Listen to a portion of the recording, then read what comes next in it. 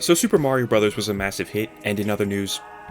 Wait, I already made that joke. So Super Mario Bros. 1, 2, and 2 performed well both critically and financially, and Nintendo now had a winning formula on their hands, Mario 2 USA notwithstanding. And with the Nintendo Entertainment System at the top of its game, Nintendo needed one more Mario game to push the system to its limits. According to sources, Mr. Miyamoto sought to create the ultimate Mario game when designing this game, and as such, a number of new additions were created for this game specifically, which would become staples to the Super Mario franchise. On top of this, no new graphics were recycled from any previous Mario game, all 3 of them. On top of that, Koji Kondo needed to create entirely new music, and level design was a pain considering the technology at the time requiring you to use graph paper, and you couldn't actually play the level until days later. Our first glimpse of Super Mario Bros. 3 in the West was in Nintendo Power issue number 4, when it was advertising the Play Choice 10 arcades, which functioned like a collection of demos for NES games in the form of an arcade cabinet. Many people first heard of the game through a movie called The Wizard, about a kid who suffers from PTSD after his sister died and is very good at Nintendo games. Super Mario Bros. 3 was the final challenge for the main characters. Beyond that, there was a McDonald's promotion, a cartoon series dedicated entirely to Mario 3 spanning 26 episodes, whereas Super Mario Bros. 1 and 2 had to share a cartoon, and lots of hype for this game. The game released in 1988 in Japan and wouldn't come to the States for a year and a half due to ROM chip shortages and the fact that Super Mario Bros. 2 USA already came out over here by the time it released in Japan. Once the game hit store shelves, people loved it. This game was considered by many to be one of the best Mario games ever, and that reputation stayed overwhelmingly positive even all these years later, with Super Mario Bros. 3 still being the highest rated NES game overall. In fact, Super Mario Bros. 3 managed to become the best-selling standalone NES game of all time. So now it's my turn to review this game, and see just how well it stacks up all these years later. Anyway, the way the story goes is that Bowser and his 7 Koopalings are wreaking havoc across 7 countries of the Mushroom Kingdom, stealing the king's magic wands and turning them into all sorts of weird creatures like dogs and kappas, and the goal as Mario or Luigi is to travel across the 7 worlds, defeat the Koopalings, retrieve the magic wands, and turn the kings back to normal, before finally rescuing Princess Toadstool/Peach, who is kidnapped by Bowser once more while Mario and Luigi were off saving the rest of the world. So here's the title screen, and right off the bat, I got one major complaint. There's no password or save option. I know that the other games didn't have it, but considering the size of the game and just how long it takes to beat compared to the other games, I don't think it would have hurt to have at least some sort of password system, if not a save feature like the first Legend of Zelda. Anyway, we're back to the Super Mario Bros. 1 format. No vegetables, no multiple playable characters, no wart, no panzers, no health bars, Super Mario Bros. 2 USA. In 2-player mode, rather than swapping every time one player dies, they swap when they die, clear a stage, or get ambushed by a wandering Hammer Brother. What's more, Luigi no longer has a higher jump or worse traction than Mario. Speaking of which, Super Mario Bros. 3, as mentioned before, introduced a number of features that will become series staples. For example, you can actually go backwards through a stage. Another staple, at least for us Americans, was that Mario no longer shrunk when hit while powered up, unless all he had was the Super Mushroom. Another thing of note is that Mario is a lot floatier this time around, making it easier to overshoot stuff and position yourself on platforms. It's not too bad, the longer hang time does allow you to position yourself a lot better, as I said before, and I don't really overshoot jumps often, but it is a lot more noticeable here. At the bottom of your screen is the heads-up display, showing the amount of lives you have, coins collected, and so on and so forth. But there are 2 new additions which would not become series staples, the power meter and the cards collected. Your power meter fills up as you sprint, and when it fills up, Mario will run faster and jump higher, especially if he has the new Super Leaf power-up, but we'll get to that later. On the right is the number of cards you collected. When you finish a stage, Mario will receive a card. Collect 3 and you get a set number of lives, depending on whether or not you got 3 of a kind, and which 3 of a kind you got. On the map screen, pressing B allows you to access your inventory, allowing you to pick which power-up you take into a level. Fun fact, even after getting a game over, you get to keep all of your items, something I wish I knew before wasting my last P-Wing. You can also get items that work in the overworld, like music boxes that put wandering Hammer Brothers to sleep, hammers that break rocks and access goodies, and anchors allowing you to stop the airship from moving. There's also the rare warp whistle, which takes you to other worlds. Using 2 at a time, or 1 in World 7, automatically warps you to World 8. Another staple are the various enemies. Along with the returning Koopa Troopas, Hammer Brothers, Traitors, and Bullet Bills, there are also some new enemies this time around, like Rotodiscs taking the role of fire bars, dry bones, thwomps, spikes, munchers, and fire-breathing piranha plants.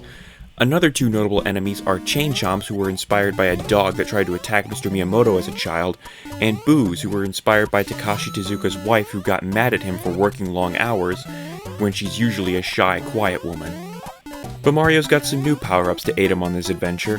On top of the returning Super Mushroom, Fire Flower, and Starman, there's also the Super Leaf and its stronger, rarer variant, the Tanuki suit. These are my favorites because by spamming the A button, Mario can slow his descent and better position himself on platforms. With the Tanuki suit, you can turn into an invincible statue by pressing down and B. I don't know, something about Japanese mythology in this Tanuki. On top of this, when running at max speed, indicated by the P meter, and jumping, Mario can soar to the skies, skipping large chunks of the stage. If that wasn't enough, the P-Wing variant allows Mario to soar through the skies indefinitely until the end of the stage. The only downside of the Raccoon/Tanuki power-up is the tail attack. By pressing B, you can swing your tail. But it's so unreliable I rarely use this technique. Then there's the Frog Suit, which supposedly gives Mario better swimming controls, but I'm not too bothered by the default swimming controls anyway, and on top of that, it sucks on dry land, which is about 90% of the levels, so blah. Another power-up is the Hammer Brothers suit, which allow Mario to throw hammers that kills things that fireballs can't. I don't really have footage of this, so I'm sorry. The only other thing of note about the power-ups Mario can use in these stages are that for some reason, Fire Mario has orange clothes instead of white clothes. Odd, but if I'm not using a Super Leaf, I'm using the Fire Flower. Anyway, levels are no longer just one stage to the next. Now, levels are plotted along a map screen, allowing players to decide how they want to make it to the end. So, it's up to you. Do you want to play through every single stage and reap every single reward? Or do you want to speed things along and only tackle the stages that are necessary to complete the game? However, it's not just regular stages anymore. For starters, we have auto-scroller levels, where the screen is constantly scrolling and you need to keep up. A bit annoying, but I'm not going to go on some hyperbolic tantrum over auto-scrolling levels, considering that they're mostly harmless. Except for the fact that if you die near the end, you have to start the entire stage over again. Yeah, that's another thing of note. There isn't a single stage, be it in the sky, in a fortress, or otherwise, that contains a single checkpoint, which is a big step backwards considering the fact that even the first Super Mario Bros. Had checkpoints. Not that the stages really need them, or that they're marathons, but it's a lot more damning this time considering the fact that you have to start from the beginning of the stage every single time you die. Thankfully, however, there are toad houses and slot reels to help you replenish lost stock of lives and items. Although the slot reel's a bit lame, frankly, considering how much you need to put in order to get even the most minimal of lives. Of the two, I much prefer toad houses, considering even if you get a simple mushroom, that's a mushroom you can take into a later stage to get another power-up, preferably a Tanuki suit or a Super Leaf. Another kind of stage are the fortress and airship levels. Fortresses are a lot more foreboding as there are minimal power-ups, and these levels are a lot more dangerous than your average everyday level. At the end of each fortress level is Boom Boom. All you gotta do is step on him, wait for him to get back up, and immediately step on him again 3 times in order to win. Every single time. This also holds true for the Koopalings, but they're a lot more aggressive, and the airship stages are a lot more difficult. On top of the level being an auto-scroller, there's hundreds of projectiles flying at you all at once. And what's worse, if you die, the airship flies away, meaning you have to chase it down every time you die. The Koopalings aren't too much of a hassle. I mean, they all have the same strategy except for Wendy throwing ring projectiles, whoopity-doo. Anyway, another thing you can run into on the world map screen are Hammer Brothers. These I consider a good use of Starman in my inventory. Don't get me wrong, I love star power, but the stars clog up my inventory fast, and I don't know if it's just me, but they don't seem to last very long in this game. There's also the incredibly rare treasure ship, which has crap loads of coins. My personal favorite random occurrence on the map is the memory match game, where by looking up combinations online, you can score 1-up, 30 coins, fire flowers, mushrooms, and starmen. These appear every time you get a multiple of 80,000 points. The power-ups you gain will help you conquer the 8 worlds this game throws at you. They start simple, but they get longer and longer as you continue throughout your adventure. Grassland isn't really anything to write home about, but it gets you used to the basics that the other worlds will expand upon. Desert Hill is where more puzzle elements are introduced, and more maze-like level design is present. This is also where you encounter the Angry Sun, which can be taken care of by kicking a Koopa shell at it. Oceanside is where the frog suit is most useful.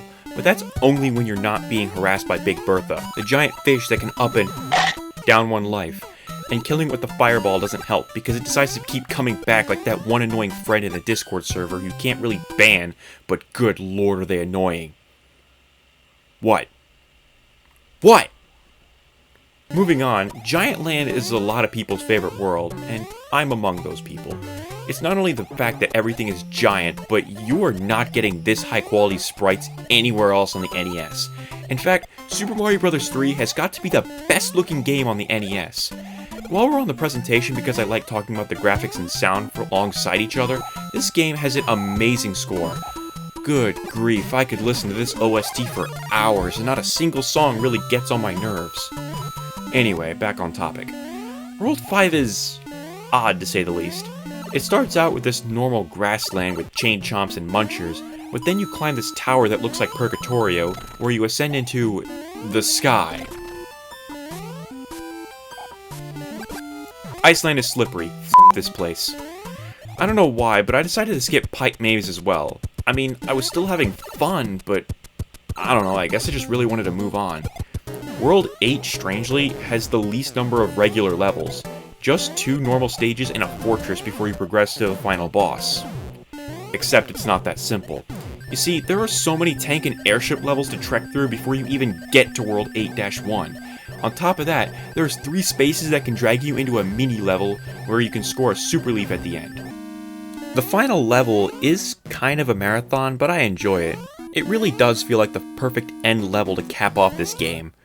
And finally, we face off against the villainous Bowser, who on top of the usual fire breathing, tries to actually ass-up you this time, unaware that it breaks his own floor. With one final stomp, Bowser breaks through the floor, where Mario can finally rescue Princess Peach/Toadstool, ending Super Mario Bros. 3. Super Mario Bros. 3 overall is spectacular. Incredible, I dare say.